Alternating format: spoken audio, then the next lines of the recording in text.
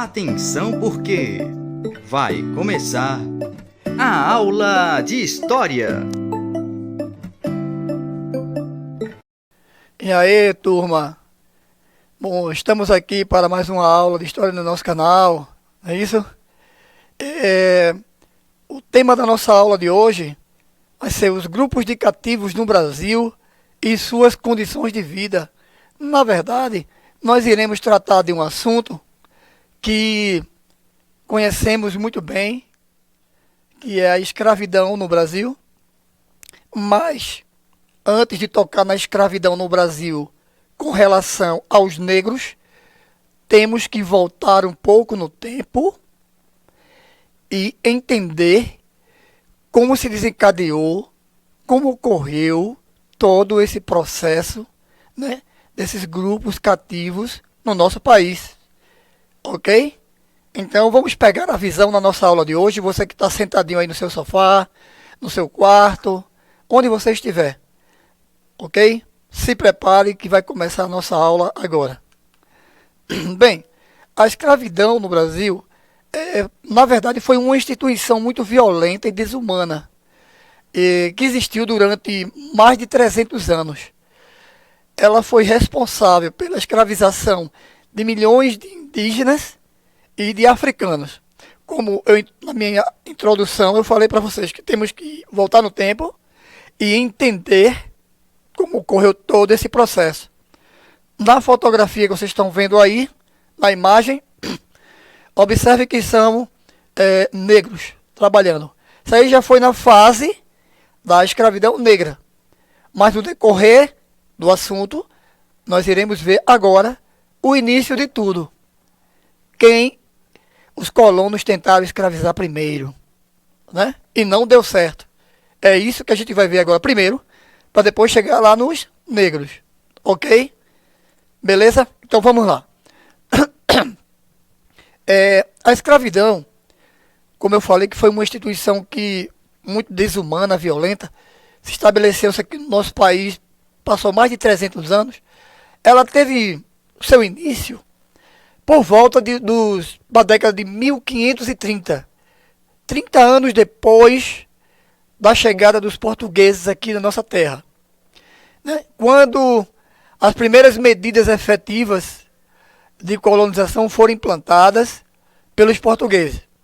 Quando Martim Afonso de Souza chegou aqui com a sua expedição colonizadora e tinha esses objetivos de colonizar as terras. Isso é assunto que a gente já estudou, já vimos.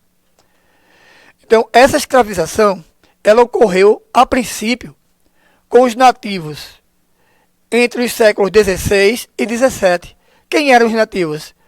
Ora, primeiro, os índios, os nativos. Colocaram o nome de índio porque procuravam um caminho para as Índias. Quando chegaram aqui, que viram o povo despido nu, colocaram o nome de índio, pensavam ter chegado na Índia.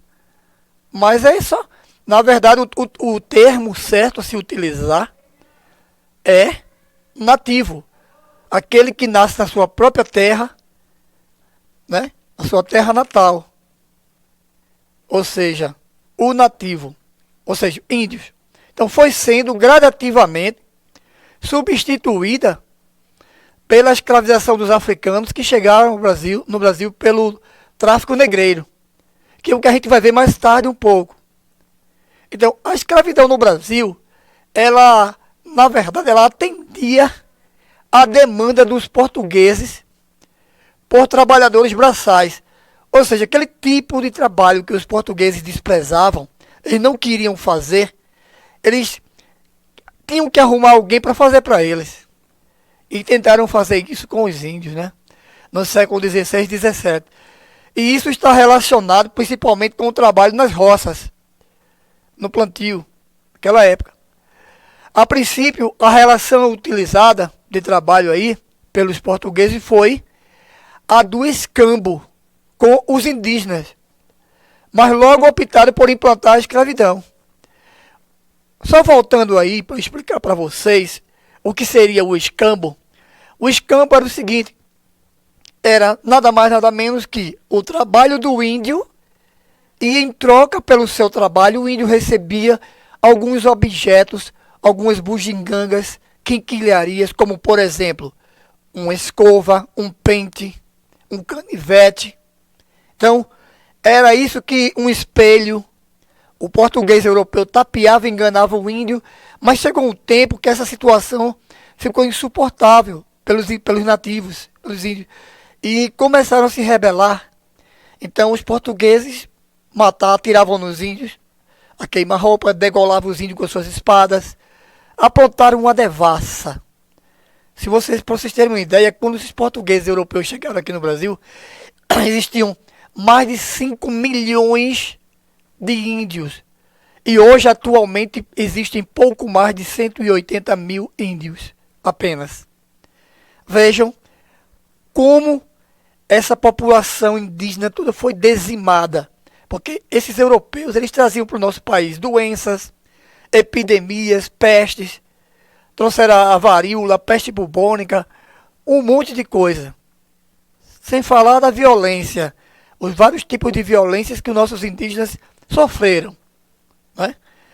Então, vão pegando aí essa visão, o processo histórico, por onde eu comecei falando dos índios, até a gente chegar lá, nos negros.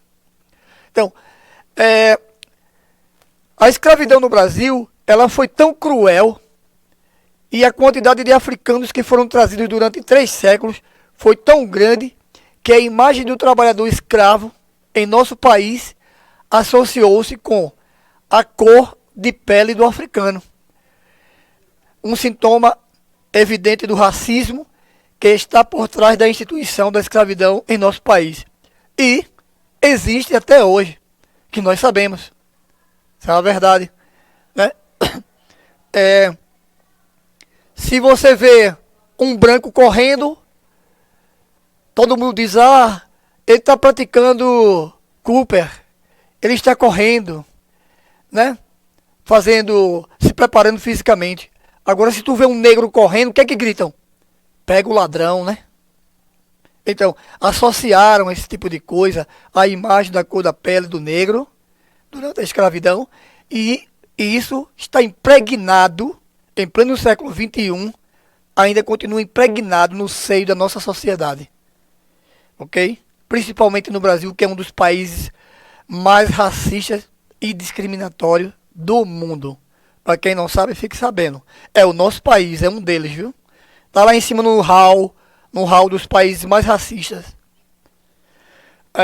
Dando continuidade, vamos lá.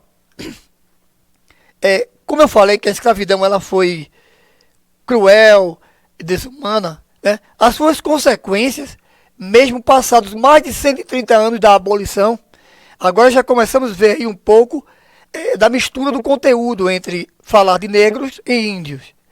Então, desde que houve a abolição com a Lei Áurea, lá em 1888, 13 de maio de 1888, se passaram mais de 30 anos dessa abolição, ainda são perceptíveis. O que são perceptíveis?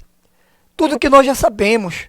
Olha, a pobreza, a violência e a discriminação que afetam os negros no Brasil são um reflexo direto de um país que normalizou o preconceito contra esse grupo e o deixou à margem da sociedade. A margem da sociedade que eu quero dizer é o seguinte, é que o negro ele é considerado um marginal. E a gente sabe que não é. Existem muitos negros que eu diria têm alma de branco, que ocupam lugares que brancos jamais chegaram a ocupar. Como também tem brancos que ocupam lugares, cargos, funções que os negros não chegam. Não é por falta de competência, de capacidade. É por questões, razões discriminatórias, racistas, etc, etc. Entenderam? Bem, isso são os questionamentos que eu estou levantando aqui para vocês entendam. Vocês só vão entender isso melhor com a leitura. Também tem que ler, não é só se ficar bitolado, acostumado com o que o professor fala aqui nas aulas. Também tem que ler. Você tem que me ajudar, né? Para pegar essa visão aí numa boa. Entenderam aí? Vamos lá. Importante nos atentarmos que a escravidão também, ela afetou milhões de indígenas e disseminou preconceitos em nosso país contra esse grupo também. E isso é uma verdade. Até hoje, o índio no nosso país é tratado à parte. Para vocês verem, tem até legislação para cuidar dos índios. À parte. E o homem branco, chamado homem branco, está querendo tomar as terras dos índios. Isso é o que a gente mais vê, os conflitos. Lá na região norte do nosso país, no estado do Pará, do Amazonas, do Acre, Rondônia. É o que mais a gente vê. O reflexo direto disso, além do próprio preconceito contra os indígenas, foi a redução populacional. Aquilo que eu falei. Chegaram aqui, tinha mais de 5 milhões de indígenas. Desses povos que, de milhões de habitantes que existiam no século XVI, passaram para cerca de 800 mil atualmente, segundo o IBGE. Que, na verdade, esses dados já foram atualizados e não são mais esses números de 800 mil. São pouco mais de 180 mil índios. Veja para o que tinha. 800 mil índios. Isso segundo o IBGE, há 30, 40 anos atrás. Atualmente, esse número ele caiu, está reduzido para pouco mais de 180 mil índios no nosso país. Bem, vamos ver a origem dessa escravidão. A escravidão no Brasil, como eu falei para vocês no slide anterior, que ela teve início por volta da década de 1530, quando os portugueses implantaram o sistema de capitanias hereditárias, né? Chamava-se capitanias hereditárias cada província. Hereditárias porque passava de pai para filho. E deram início ao processo de colonização da América Portuguesa. Até então, a relação de trabalho utilizada pelos portugueses, ela baseava-se no escambo com os índios, né? Com os indígenas, na exploração do pau-brasil. Era o seguinte, os portugueses construíam feitorias. Feitorias eram grandes armazéns. E ali pedia para que o índio, através do escambo, que eu falei para vocês, a troca do trabalho do índio, em troca ele recebia um objeto, uma bugiganga, uma quinquilharia. Um espelho, uma escova, um canivete, um pente. Era assim. Aí mandava o índio derrubar a madeira para o Brasil, cortá-la, transportar para os seus navios ou para dentro dos grandes armazéns chamados de feitorias. E a partir de 1534, quando foram implantadas as capitanias hereditárias, foi no ano de 1534, o rei de Portugal, Dom João III, os portugueses implantaram as capitanias hereditárias, com isso passaram a incentivar o cultivo de cana-de-açúcar e o desenvolvimento de engenhos. Para quê? O único objetivo, produzir o açúcar. Naquela época, pessoal, o açúcar era a bola da vez. Era o ouro. Valia muito no mercado europeu.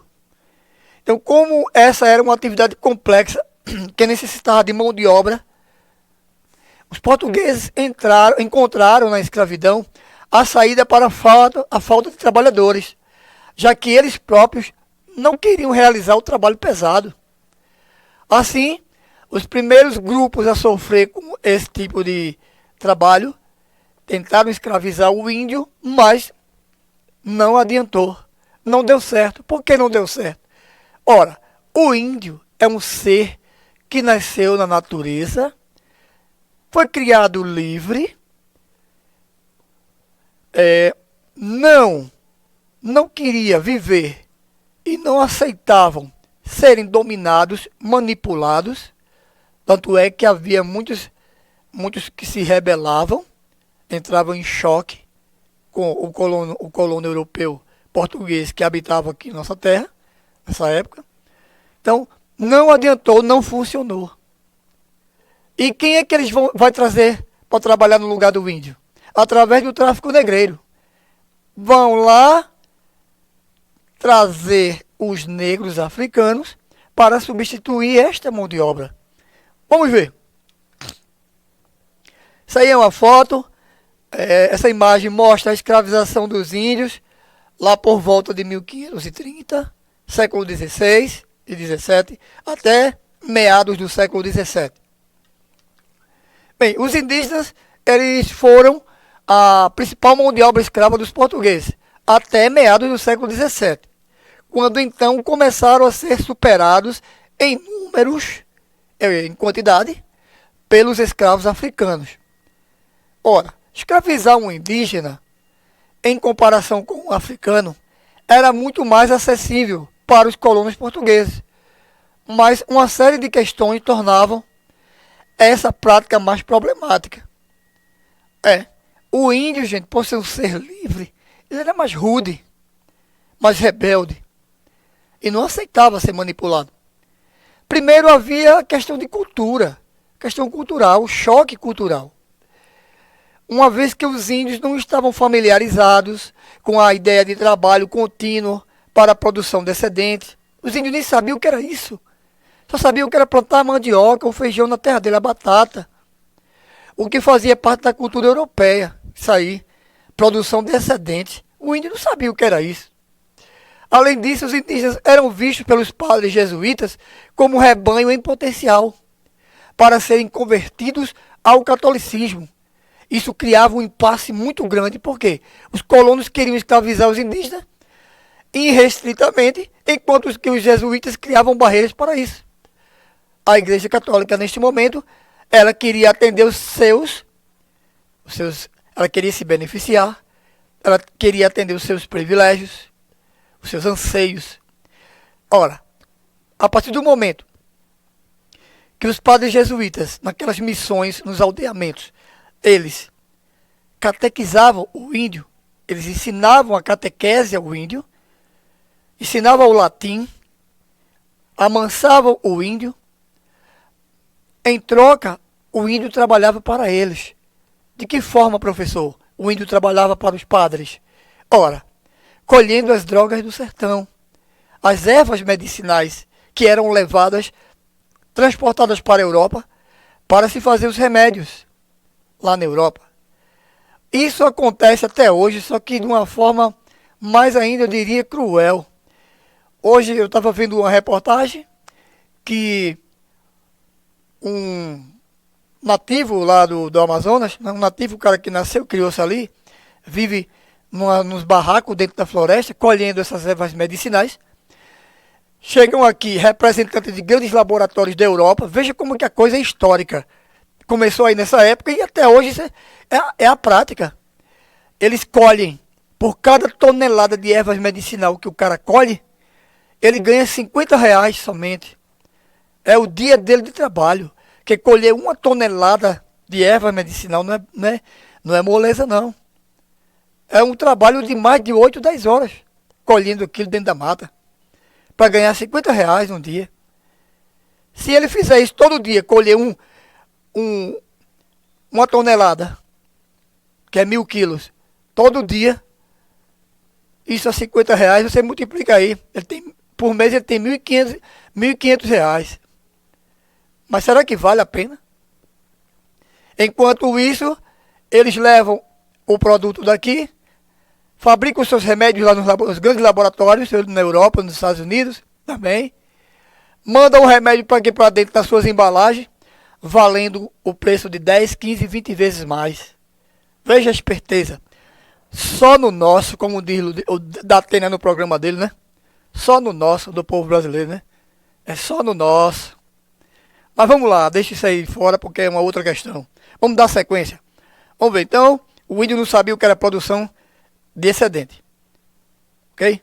Então, os conflitos entre colonos e esses jesuítas foram frequentes. Foi muito comum que os bandeirantes naquela época, que eram aqueles caras que desbravavam as matas, os caminhos, as estradas, né?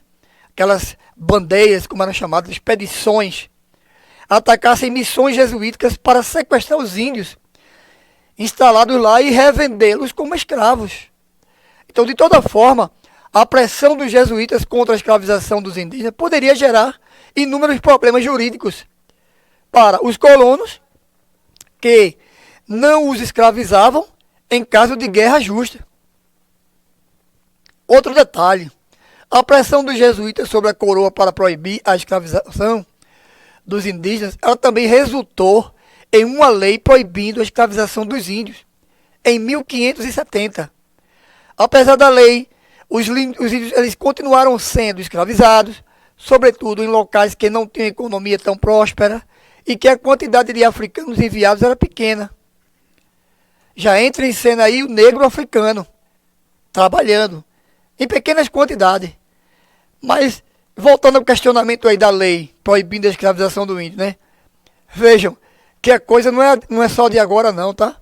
Já começa lá no início da nossa história, no Brasil. Que aqui no Brasil ninguém obedece lei, ninguém cumpre com as leis. Tá?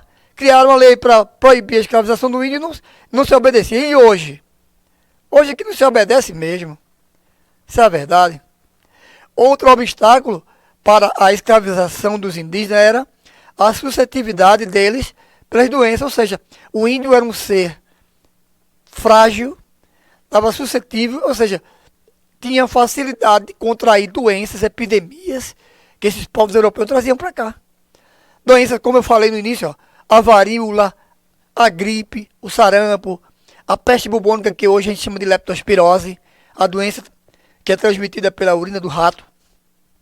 Então, a falta de defesa biológica foi algo marcante na história da colonização. Por isso que foi dizimada praticamente 90% ou mais da população indígena. No continente americano, eu digo, em geral. Foi só aqui na América do Sul, no Brasil, não. Então, ao longo desse período, aconteceram inúmeras epidemias que mataram indígenas aos milhares. A mortalidade dos indígenas também ocorria por meio da guerra e da própria escravização, que eles não aceitavam. Eles eram livres. O índio é livre na natureza. Ninguém podia escravizar, nem tem o direito de escravizar. Só que o branco europeu, quando estava aqui, ele não pensava assim, né?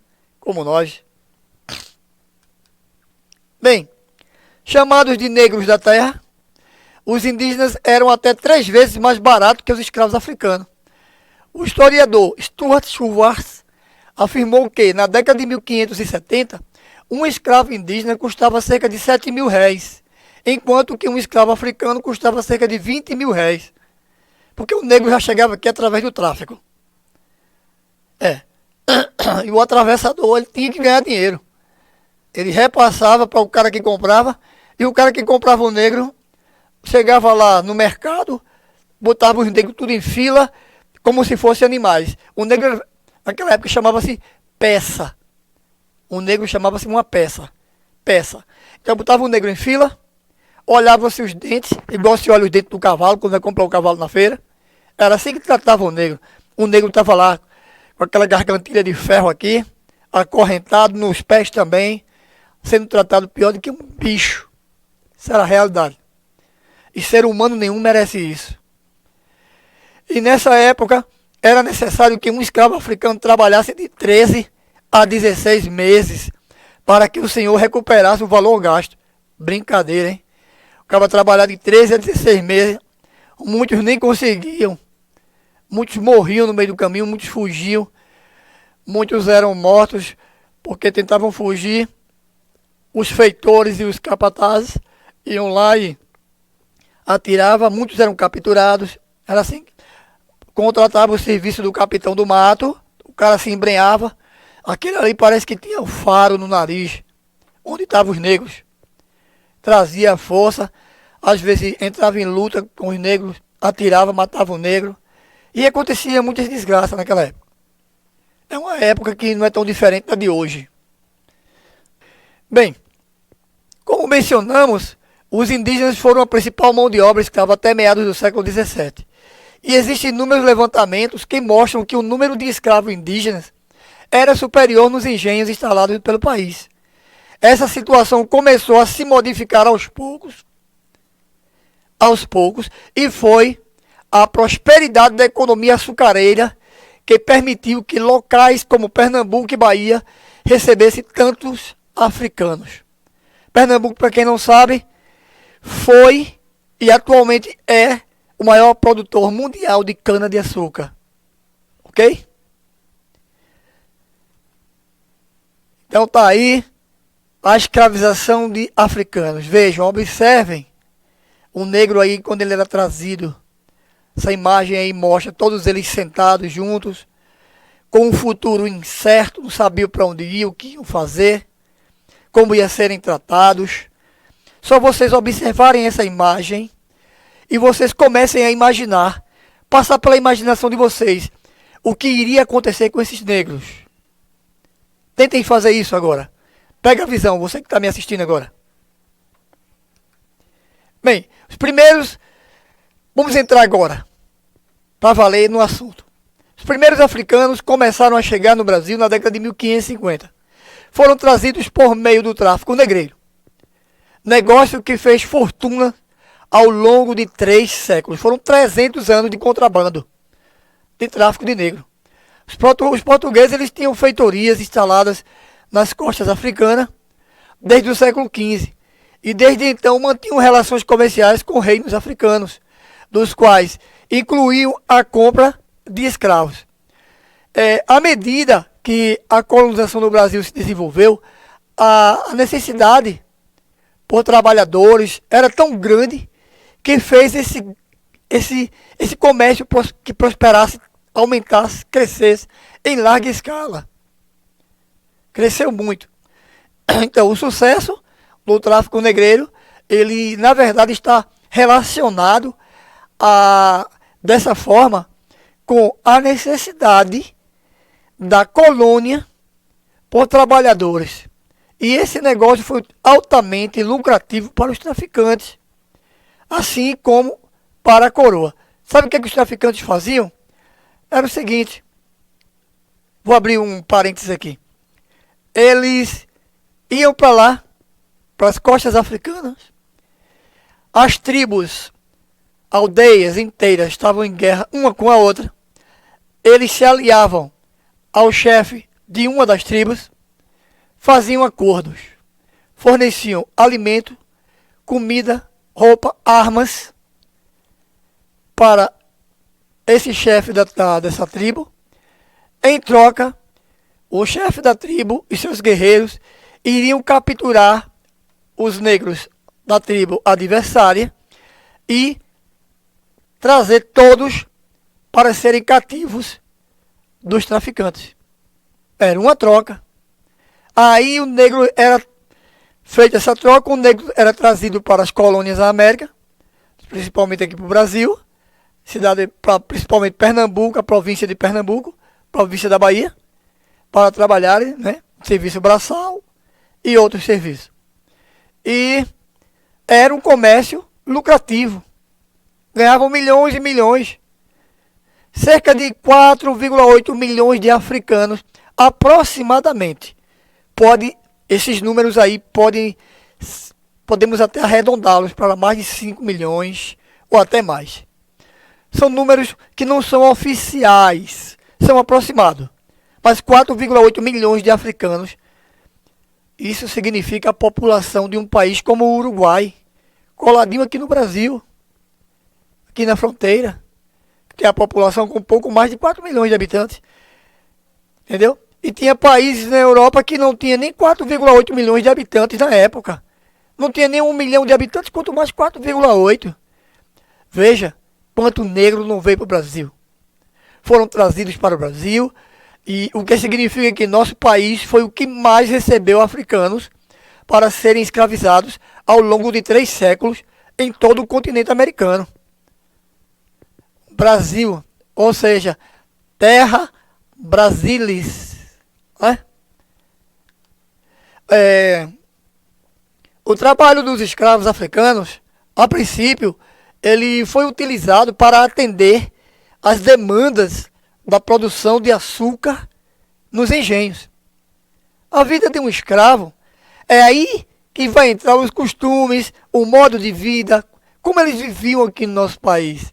Olha só, vamos lá, vou tocar no assunto um pouco, tá? Já que o tema engloba isso. A vida de um escravo era dura e era marcada pela violência dos senhores e das autoridades coloniais. A jornada diária de trabalho poderia se estender por até 20 horas de trabalho por dia. Ora, às vezes a gente trabalha 6 horas por dia, está tão cansado. Quanto mais ser humano trabalhando somente água, chibatada no lombo, tronco, ferro nos pescoços, corrente no pescoço, corrente nos pés, sem poder andar direito, nem andar correr para lugar nenhum, no sol quente, de inverno a verão. Imaginem trabalhar 20 horas. Crueldade, né? Isso é sub-humano, é desumano, na verdade. E o trabalho no engenho era mais pesado e perigoso que trabalhar nas plantações. Olha, o nego que ia trabalhar nos canaviais, estava lá sendo supervisionado.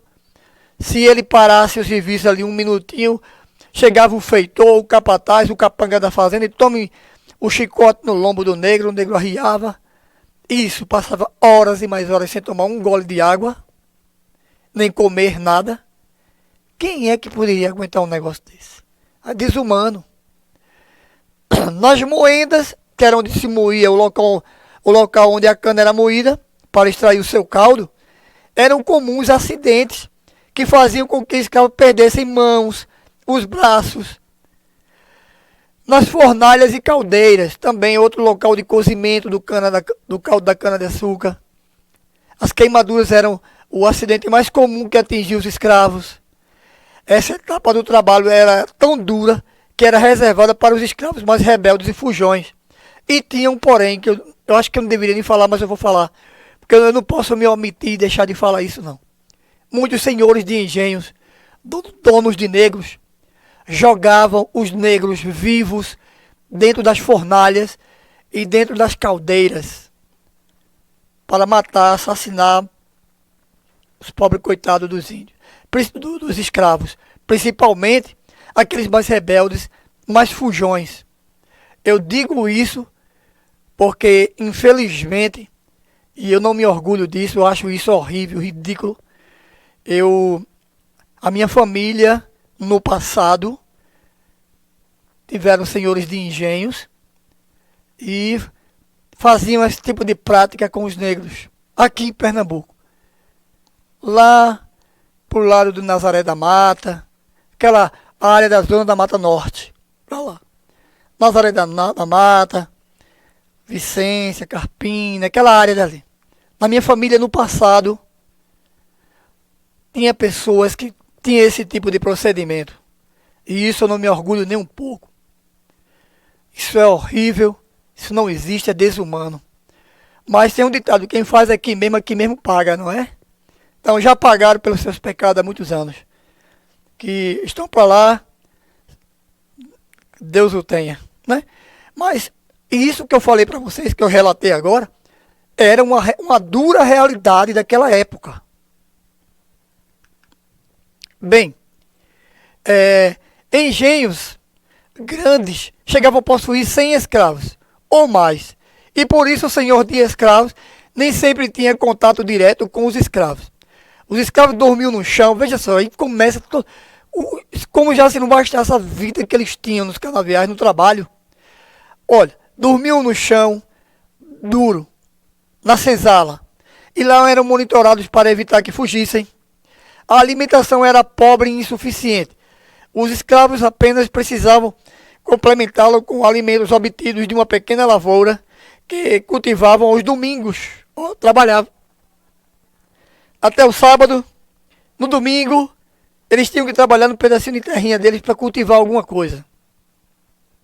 Trabalhar 7 dias da semana, né? Os escravos que trabalhavam na casa grande, ou seja, a residência do senhor de escravos, eram mais bem tratados, mais bem alimentados e mais bem vestidos em relação aos escravos que trabalhavam na lavoura ou no engenho. Existiam também escravos que trabalhavam nas cidades em ofícios dos mais variados tipos. Muitos dos escravos eram acorrentados para evitar que fugissem e outros utilizavam máscaras de ferro, como a máscara de Flandres, utilizada para impedir os escravos de engolir diamantes. Já tinha isso nas regiões mineradoras. Ou para impedir que se embriagasse ou bebesse, né, tomasse cachaça, alguma coisa, ou mesmo para impedir que cometessem suicídio por meio da ingestão de terra, comendo terra. Porque eles não aguentavam, chegava um tempo que eles queriam se matar. Quando não conseguia fugir, eles queriam se matar, eles não queriam. Aquilo era uma vida de inferno para eles. A violência que era praticada sistematicamente contra os escravos tinha o objetivo de incutir-lhes o temor, quer dizer, causar medo para eles, seus senhores, desses senhores de engenho, impedir que eles fugissem, que eles se revoltassem. No caso das escravas, a violência ganhava outra dimensão, pois, além de tudo que sofriam em relação ao trabalho, ainda eram vítimas de estupros frequentes praticados por seus senhores e feitores. Ainda tinha isso, a violência contra a mulher. Né? Os escravos rebeldes, ou os que cometessem algum delito, por menor que fosse, poderiam receber punições pesadas. Entre as punições praticadas, podemos citar algumas. Podemos destacar os açoites, com o chicote. Muitos dos escravos punidos com açoite eram castigados com 300 ou mais chibatadas, o suficiente para levar um ser humano à morte. Ora, o cara quando levava 10, 15, o cara já estava praticamente desmaiando, se mijando, de tanto apanhar. Quanto mais 300, ou mais. Né? O historiador Thomas Skidmore resgatou um relato que afirma que, por ofensas insignificantes, jogavam seus escravos vivos, olha o que eu falei naquela hora, na fornalha, ou os matavam de várias maneiras, bárbaras e desumanas. A forca e o envenenamento também eram formas utilizadas para executar os escravos. Era cruel, gente. Se a gente for imaginar, ficar pensando o que esse povo passou, viveu naquela época, sinceramente. Hoje, eu comparo tudo isso que eu estou falando para vocês, não chega a ser igual, porque o sofrimento não é o que eles sofriam. Mas hoje é o quê? É a discriminação racial, o preconceito.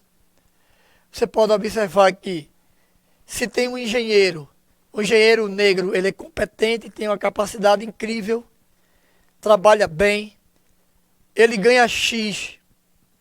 Se tem um engenheiro branco, que não tem nem a competência que o negro tem, ganha 3x mais do que ele. Já começa por aí. Tanta coisa ruim só para o negro. Isso aí não existe. Em pleno século XXI, o Brasil já era para mudar, a própria sociedade mudar essa mentalidade. Não é verdade? Porque já ficou provado e comprovado que não existe raça superior a nenhuma outra. Todos nós somos iguais. Essa é a verdade. O que Deus deu para o homem preto, o homem de pele negra, deu para o homem de pele branca, deu para o asiático, que é amarelo, como chão. Entendeu? Para o indígena, o nativo, Deus deu a mesma inteligência, a mesma capacidade para o ser humano. Aí, cabe a nós, seres humanos, desenvolvê-las. Seja através dos sentidos, através do aprendizado, do conhecimento, seja de que maneira for.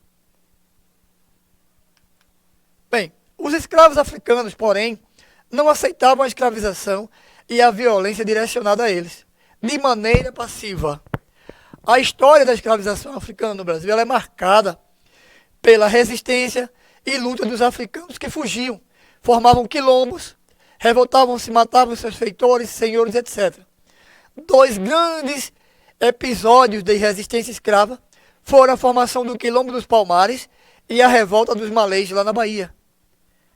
Certo? O Quilombo dos Palmares ele pertencia antes a Pernambuco, mas hoje, atualmente, com a nova divisão geográfica feita pelo IBGE, está no estado de Alagoas, localizado na Serra da Barriga. Então, não pertence mais a Pernambuco. Hoje é lugar de visitação. Né? E a revolta dos malês ocorreu lá na Bahia.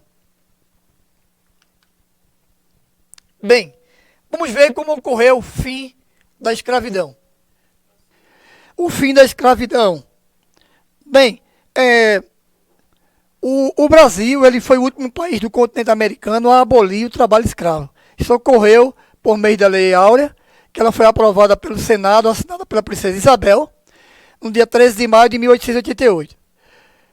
O fim da escravidão no Brasil não foi por um ato de bondade da monarquia brasileira, mas foi por uma conquista realizada por meio do engajamento popular e da resistência dos escravos. Muita luta, na verdade foi muita luta.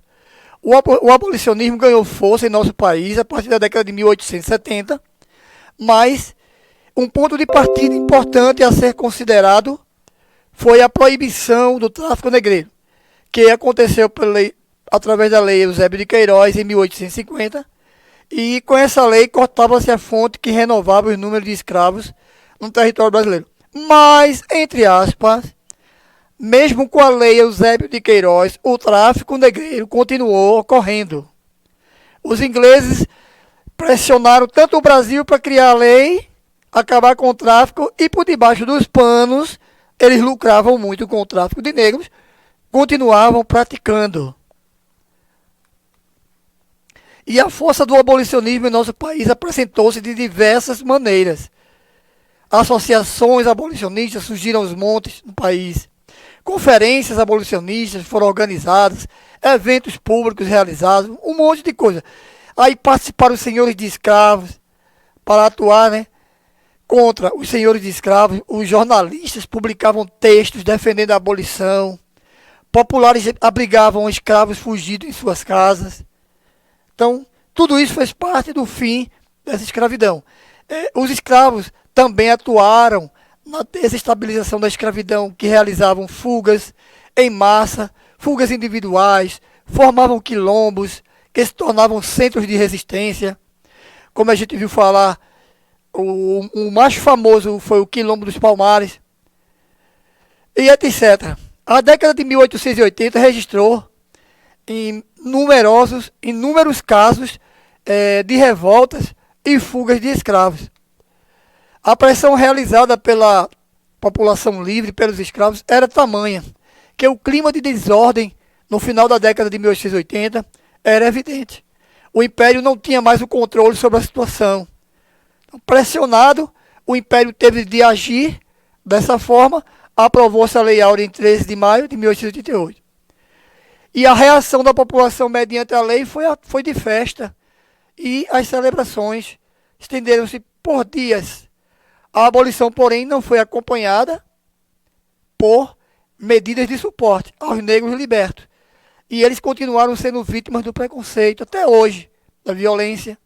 Sofreram com a falta de acesso ao estudo e às boas oportunidades. Bem, finalizando isso aí que eu falei para vocês, o texto, o que a gente pode concluir aí é que, mesmo com a liberdade, entre aspas, dos negros, o negro continuou sendo tratado como escravo do mesmo jeito. Por quê, professor? Ele continuou.